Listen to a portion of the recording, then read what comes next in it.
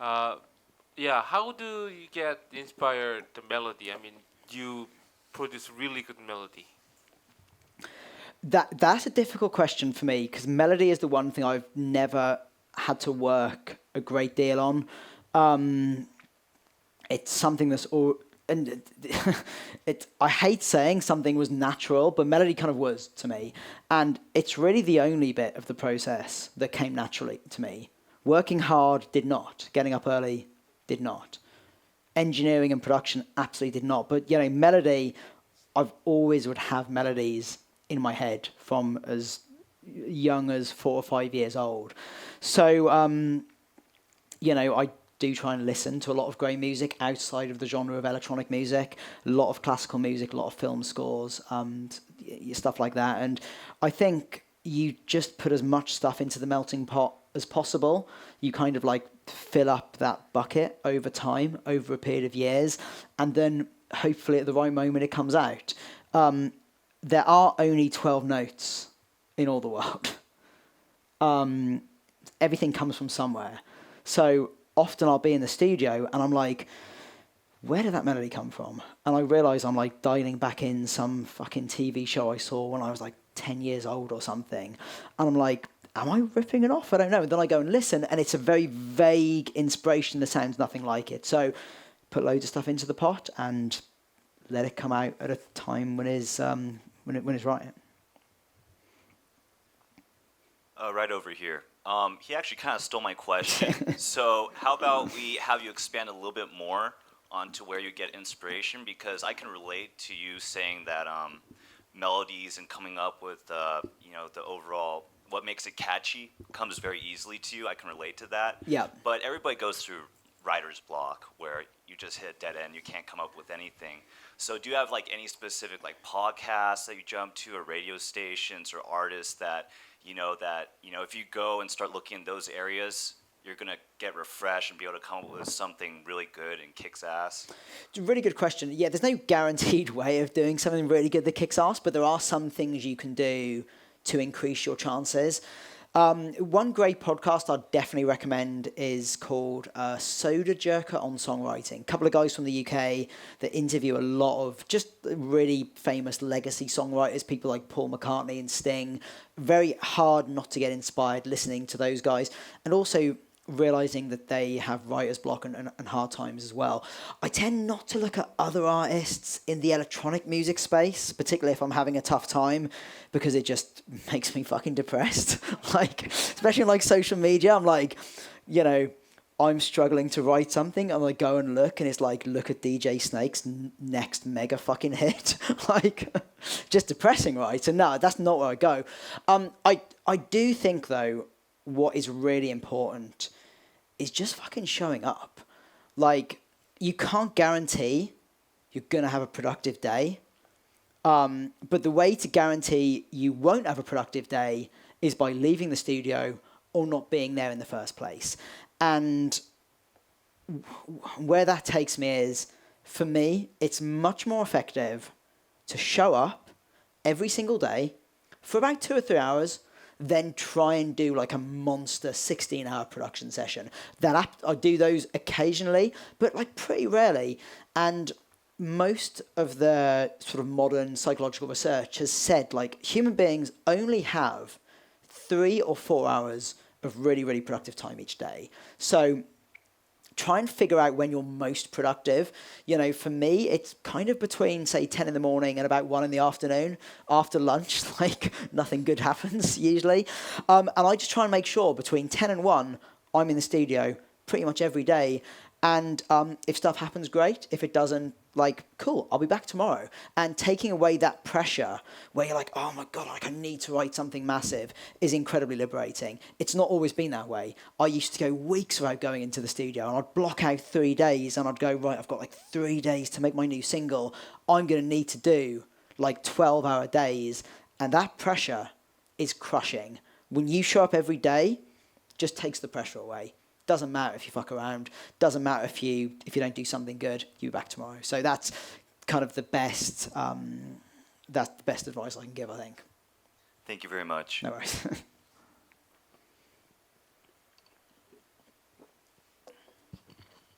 Thanks a lot, Gareth, for coming out No, tonight. it's been a pleasure.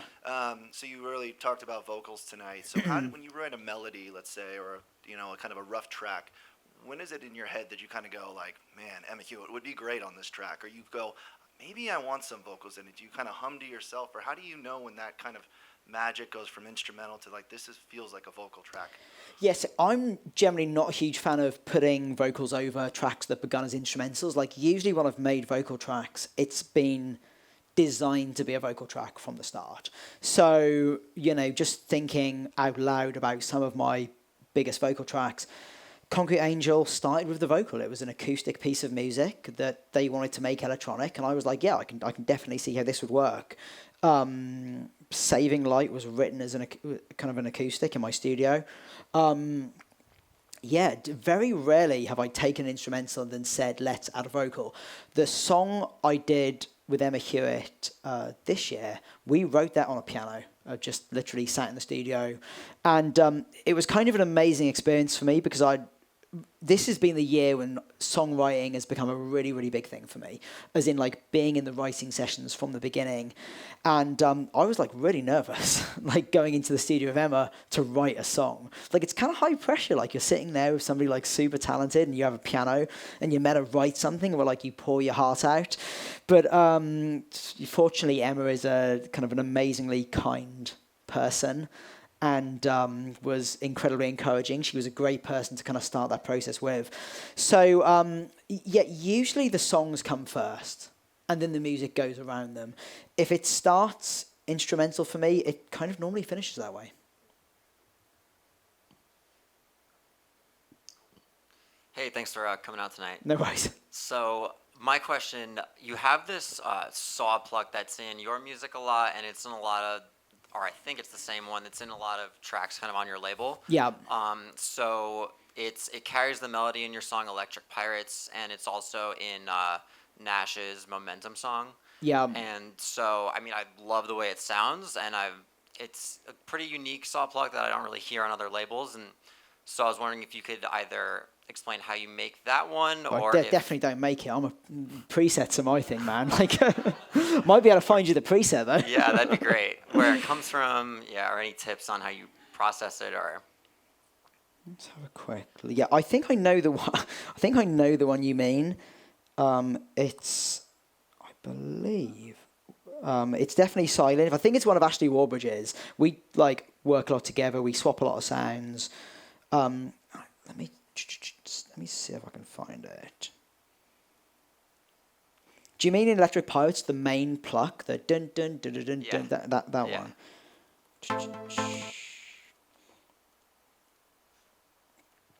Yeah, if it's the preset, I think. Let me just have a look.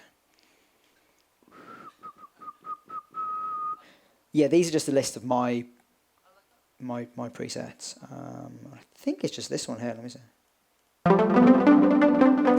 Does that sound like the right sound? Yeah, that sounds pretty close. Should we make a melody with it and see? That'd be great. Hold on.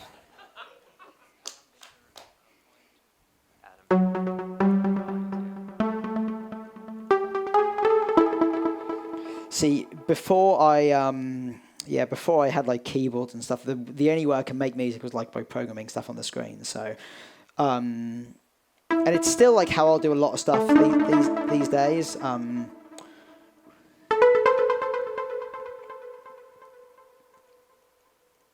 think it might be it. But if you could open it up, that'd be sweet. Yeah, I want to make some of the sounds all right to kind of give it. I could just throw some MIDI in there, but I'm gonna like. Yeah, it's cool.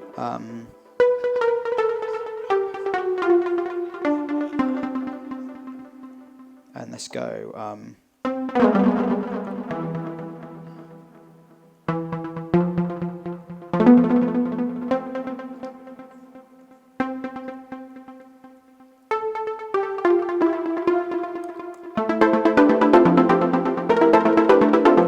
And I'll open up in a sec so you can get it.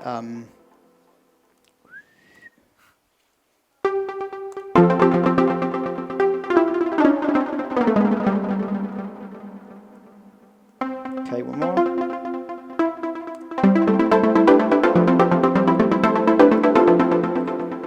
I'd I'd make the end different, but there you go. It's it's something. Oh, thank there you. We go. There you go.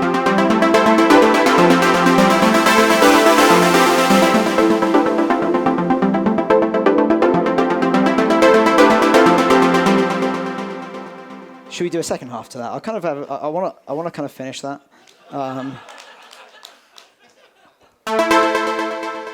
Again, it's like I'll hear something in my head, and I'm like, I want to put it down because otherwise, like, I'll just fucking forget. So I think you want like go down to kind of the. I'll show you.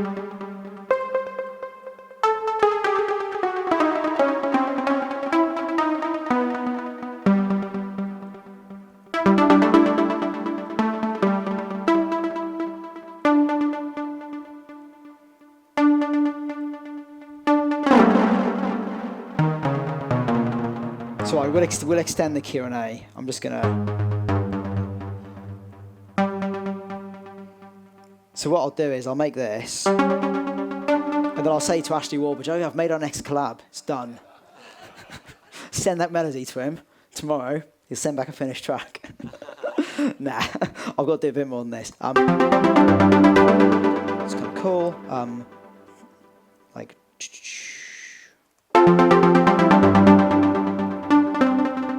Like, yeah, that's cool. Then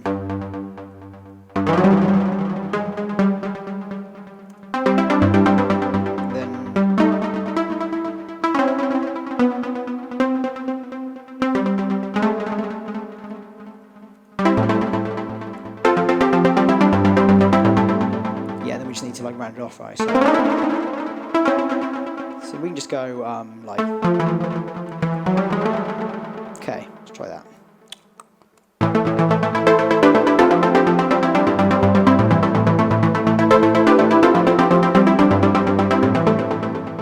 There you go. So.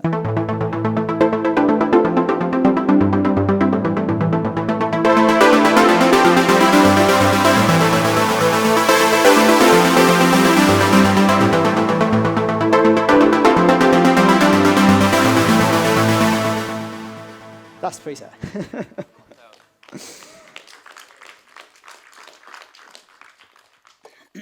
So I had a question about, so you mentioned earlier in your presentation that it's best obviously to get your music out as much as possible on all distribution platforms. What would be your advice for us who are trying to promote our music and really get in front of as many people as possible? I wouldn't overthink the promotion. The thing is, when the music is good, the promotion kind of does the work for you.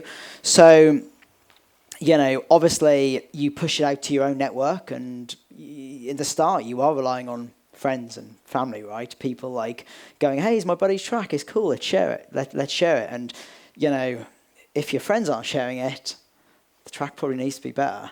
Yeah, I just think it's really easy to kind of get overly focused on, you know, how you promote your music on, say, like Instagram and Facebook and Twitter. And you know, I see a lot of people who have all the social media game down, but the music is fundamentally not where it needs to be.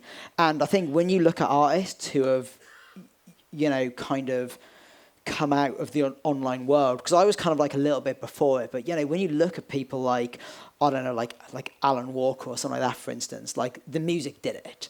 Made loads of records, didn't get that much attention, eventually made one record that got shitloads of attention, and then the social media and all the other stuff kind of came from there. So, you know, I think you should kind of be 80% focus in making the music as good as it possibly can be. Learning as much as you can, obviously, like being like here tonight and doing stuff like this is really fucking important.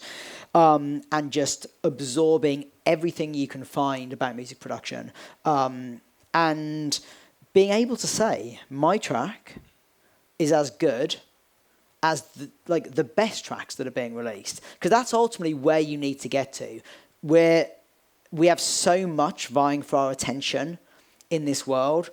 And I think a mistake people often make is thinking their track just has to be good enough. the music has to be. Yeah, it's pretty good. Like, it's as good as some stuff that's being released. Doesn't cut it. Especially when you're going from sort of unknown to known. Once people already know you, yeah, then you can fucking phone it in. And I've done it a few times. But when you're going from nobody knowing you to lots of people knowing you, your music needs to be absolutely remarkable, exceptional, attention-grabbing, give you fucking goosebumps, or make you want to fucking rage, or it has to tug. It has to hit that emotional note. So 80% music, 20% promotion, social media, that stuff. So the question I have is pretty long. I'll keep it short. But could you just give a highlight when you go from like a demo to like the final song? Yeah. 'Cause I know it just sounds like night and day difference. Yeah. I think generally I'll start with the beats and the drum set and kind of just working on. I think I'll the beat try and get like the percussion set in. So I'll throw in a bunch of samples. I use this amazing thing called a loop cloud, which it just where I kind of keep all like the samples and stuff in. Makes it very, very easy to throw in different kick drums, snares, stuff like that. Kind of experiment with it. Get the bass sounding right. I'm lucky to have a really nice studio which has a super tight bottom end, so the room is fairly accurate, and what sounds good in there does transfer well. That can kind of be like the first week. A lot of work on sounds. Although I'm not I don't like sound design. I'm not good at it, but I'm very good at sound layering. So almost any lead in a track of mine will kind of be layered with, the like the riffs in Mezzanine was like, which was a single I did this year, was like a 30 part layer, and. Again, this is actually probably the best example of the difference. This was my demo. It's one single sound.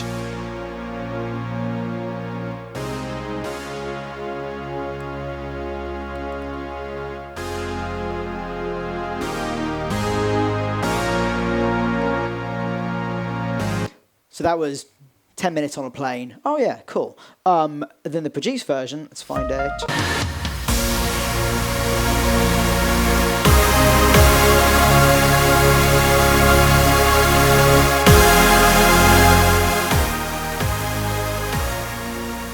So that is literally taking like 20 or 30 layers, silent, omnisphere, Anna, rendering them all to audio, fucking about with the levels and stuff, different compressors, reverbs, just a lot of experimentation, to be honest, really finding what you're good at. So, work on the sounds, work on the layers. The arrangement will already be done, so at least I'm not thinking about that.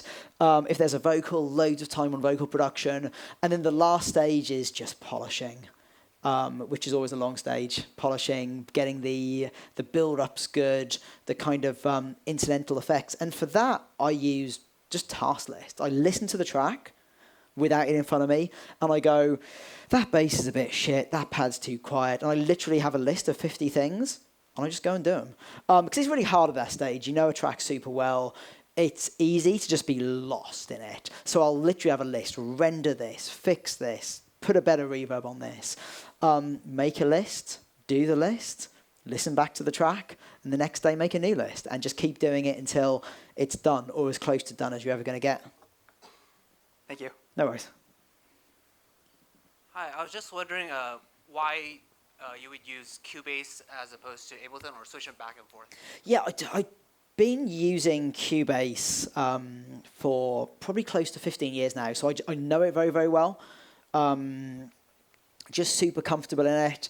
And I also like how it looks. It's a weird thing to say, but I prefer the look of Cubase to the look of Ableton. And given how much time I spend in front of it, I kind of like it to look nice. And, if you want to just look at the mixer, it just, for me, it's always things like a genuinely, very nice looking thing. I think Ableton's great. I've made demos in Ableton. My original Concrete Angel demo was made in Ableton. So I know it fairly well. Just prefer the Cubase workflow, prefer the sound of it.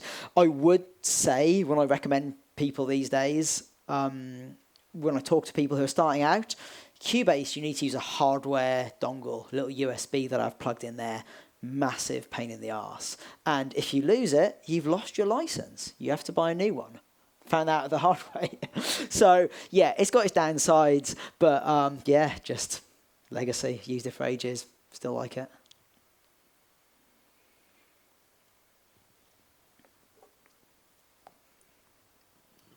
I imagine that your the production and the things we've talked about tonight is dramatically different from your DJ skill set. And so how does that translate, or is it different? Or I mean, and you've also stopped doing the long shows recently and whatnot. So I want to learn more about that. It's a really good. There's two questions there, and I think it's a really good question. Honestly, I think my skill set as a producer and a songwriter is much more impressive than my skill set as a DJ. Don't get me wrong, I think I'm pretty good as a DJ. I think I've learned how to be good over the years. But I also think these days, like when I go and see a DJ, for the most part, I want to hear the music they're going to play. You know, I think the days, at least at the moment, the days of going to see somebody who is going to do like crazy scratching and sort of turntablism and stuff like that, you know, that's kind of faded, and I'm sure at some point it'll come back. But, you know, I think most people who come and see me are primarily coming because they like the songs I've made, and they know kind of as a DJ, they'll get like a good night of entertainment around it. Look, DJing on vinyl was difficult. It's a really hard thing to learn. So difficult that when I try to do it now, I've forgotten how to do it. It's just you need to practice it. Modern DJing, because of the technology we have, you know, with Traktor and the like Pioneer Nexus 2s, like it's pretty easy. It's really not that difficult. So the skill set has really switched from technical ability to knowing the right music to play and understanding a crowd. And that's just something you learn over time. For me, the first 10 minutes of a set is very much fact-finding about the crowd if I don't know them. So I'll kind of throw out tracks. Often the first 10 minutes of my sets will be a little bit all over the shop because I'm trying to work out the crowd. So, you know, I will play something a bit obscure by me. And if people go fucking nuts, I'm like, wow, the hardcore fans are in tonight. That's the direction we're going to go on. If I play something big by me, and it gets no reaction, I'm like, we don't even have softcore fans tonight. So it's going to be more commercial. And, you know, as a DJ, I'm there to entertain. I don't plan out sets. I mean, festivals, I'll have some plan. But at clubs, I just work it out as I go along. I'm a very big believer in I'm there to kind of entertain as much of the room as possible. I don't want to come up with my pre-planned set and be like, you know, this is what I'm going to play. If you like it, great. If you don't, fuck off. Like, I really want to feel out the crowd and play something that entertains them. So first 15, 20 minutes of fact-finding. And then after that, I've got a bit of a vibe for the audience. And I can kind of find my way. So I think that's where I have learned a lot in DJing, just working out how to read an audience. In terms of the long sets, I love doing those, and they will be back at some point. They are just physically exhausting, playing for like 6 or 7 hours. And, you know, I found, particularly trying to get back home for like the next day for like kids and stuff like that, it was just killing me. So I was like, you know what, I'm going to take a break from those for a few years. And the other reason was I also decided to bring a bit more of the long set vibes into my regular sets. There was a point where my regular sets became like a little bit too safe, a little bit too predictable, and I saved all the interesting stuff for the all-night sets. And I was like, you know what? I want to be more interesting in every set. So now in a 2-hour set, the first 30 minutes is a bit deeper. It's stuff I'm really passionate about. It's a bit more like an all-night set. So we've kind of like moved the vibes into the regular sets.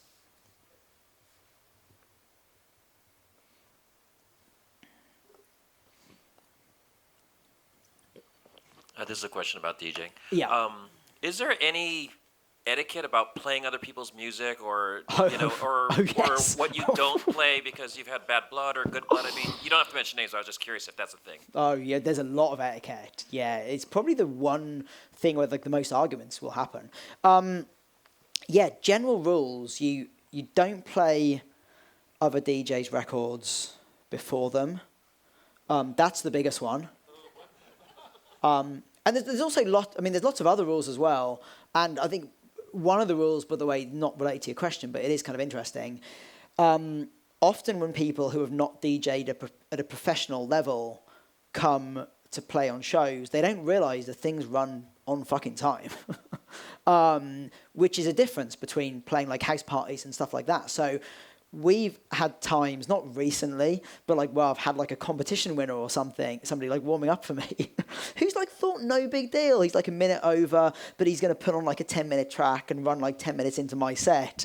And we kind of explained afterwards, listen, like at the top level of DJing, things run absolutely to the minute, mainly because at the end of the night, we don't get to go on. The venues I typically play in at 2 a.m., if it ends at 2 a.m., that's it. We go seconds past, we're in major shit, the venue could lose their license. So things run on time, but in terms of etiquette, you don't play other people's tracks. You shouldn't really play tracks from other people's labels.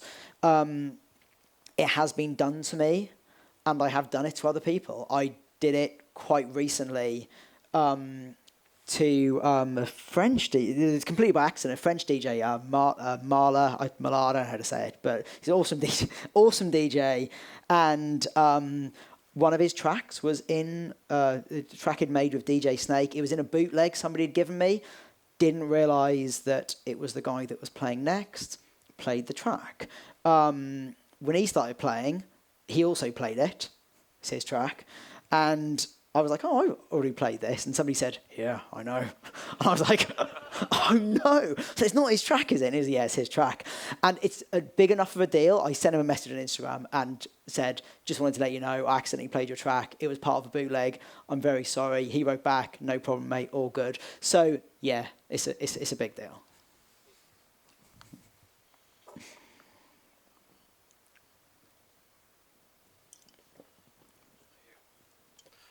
Yeah, I was wondering, when you sit down at a piano or Yeah. when you draw it out here like you have in Cubase, what components of your track does that influence? Like if you sit down at a piano, is that going to be your melody? Because obviously you just did something fantastic there. So. Always melody. I'm kind of melody first. It's the way I kind of make music. The melody is always the sort of heart of the track, and everything else sits around it. And I love music where the rhythm and the beat and the way the bass and the kick sit together are the heart of the track. But those are not my tracks. My tracks, melody is the heart, and everything else is kind of like the clothing and the detail. So, yeah, sitting down at a piano, it's melody, it's chords, and it's songs, right? Sometimes I'll just sit at a piano and some words will come in my head, or like, you know, an idea for a verse or a chorus. And I just try and capture stuff as much as possible. My voice notes, I literally have thousands of them. Even if I think something's going to suck, just get a voice note going, mess around. You never know what interesting stuff is going to come when you don't know what you're going to play next. That's at least for me. So in those little moments where I don't know where my fingers are going to go next, that's usually where the magic happens. The moment I've played something 2 or 3 times, I'm going to play it that way another 100 times. It becomes very hard to do different stuff. So, yeah, just always capture stuff. Even if you're just singing, like a melody pops in your head, get out your voice note, record it in. Which is also, by the way, occasionally if I'm blocked in the studio and I don't know where to go, I'm like, have I recorded any interesting voice notes? And I'll go and hear something random I sung into my phone, like walking through the airport, and some tracks have come out of that. So, yeah, always capture it. If I may, when do you cut off the writing part of that and start to jump into arrangement? The writing part, when I have an emotional kind of like sort of tug of the heart from a track, which is the only thing for me that determines is a track any good or not. Does it make you feel? It's also why I find it really hard to have other people listen to my music. It makes me very, very nervous, particularly new music, because it's the only time other people can judge like what's inside, right? Like most of the time, like what's in your head is kept to you. Whereas when you go, here's my new piece of music, listen to it, people are literally judging something very, very kind of like internalized. And if it, you know, I'll write melodies and I've literally on my Cubase, on my iTunes, I've got hundreds of melodies that never became tracks, just because they didn't give me that little emotional kick, and I'd listen back to them and they just never were quite right. But again, I think it's always important, make the melodies, like this little thing I did now, I will save a file of that and I'll throw it into iTunes and maybe it'll become something. I think it's actually pretty solid, or maybe it won't. But it's good to just have it. I could be in the studio with, say, Ashley, and he's like, hey, I've got this really cool bass line. Do you have any melody ideas? And I'm like, well, there's this thing I did when I was doing a masterclass in Los Angeles. Like, listen to this. And it may just be a perfect fit. So get everything down, get it organized in some sort of way you understand, and you never know when you'll need to call on it. All right, guys, pizza's getting cold out there, so that's it for questions. But there is a meet and greet, like I said. So give it up for Gareth one more time, guys. Thank you, guys. Pleasure. Thank you.